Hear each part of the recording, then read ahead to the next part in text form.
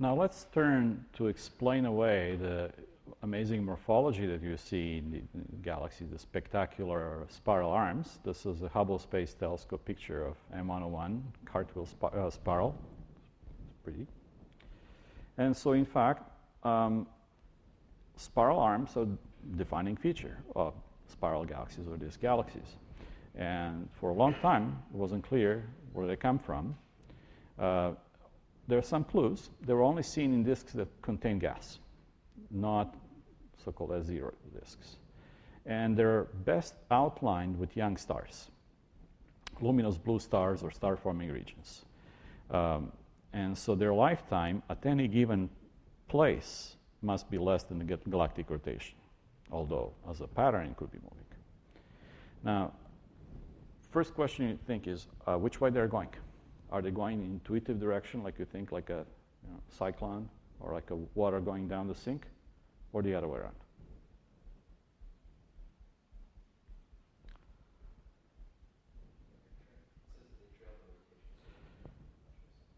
Both statements are actually true.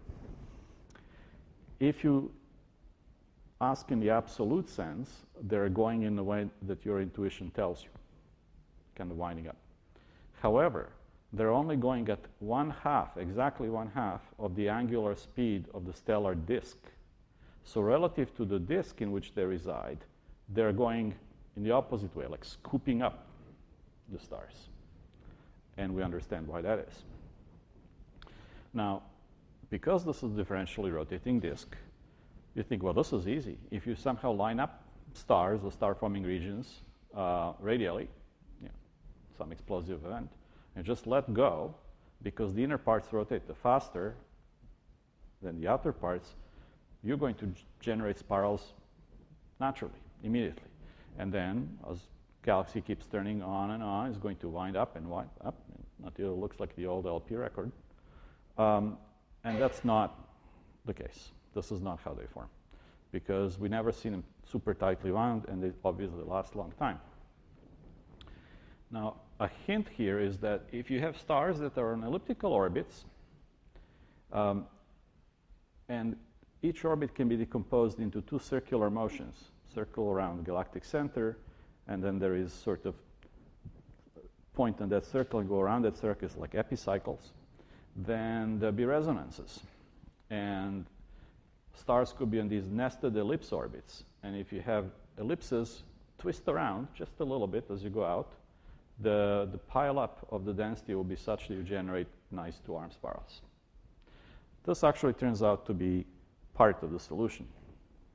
Now, if you are going to pile up density in some regions like this, they will be attracting material. So say other clouds will come in, collide with, say, interstellar clouds that are already there, that can push them over the edge and they can make stars.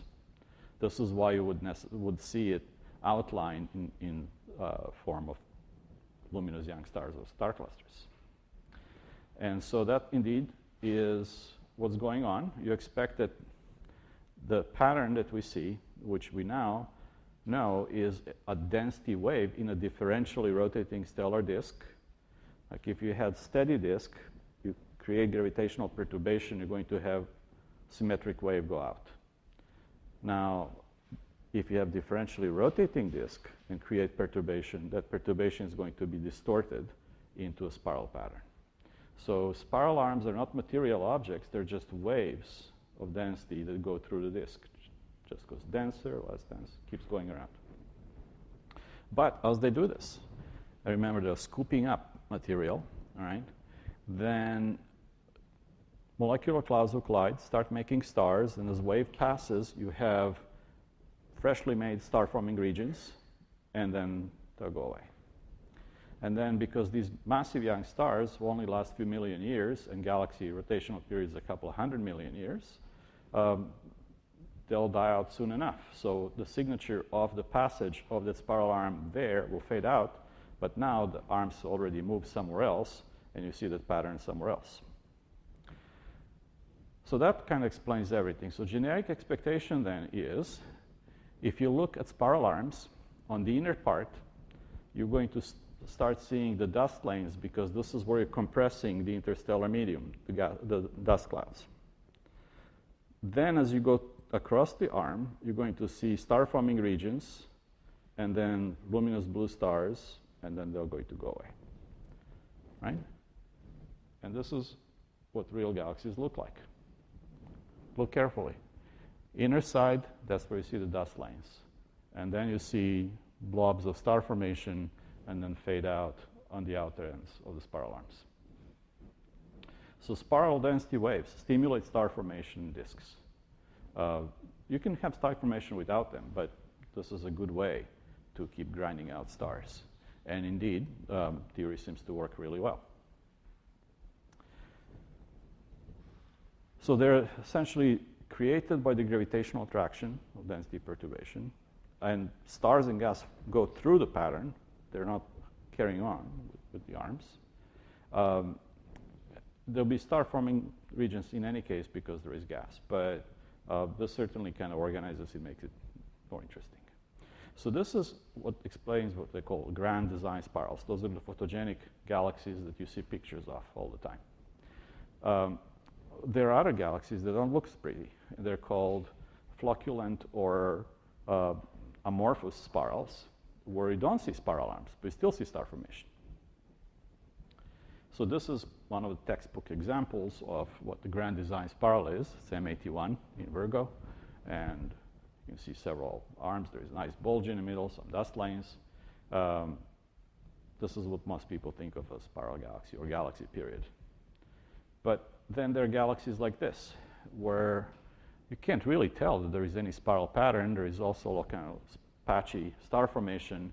There are little elongations that could be due to this winding business of differential rotation, but that too works. These are in minority, I think.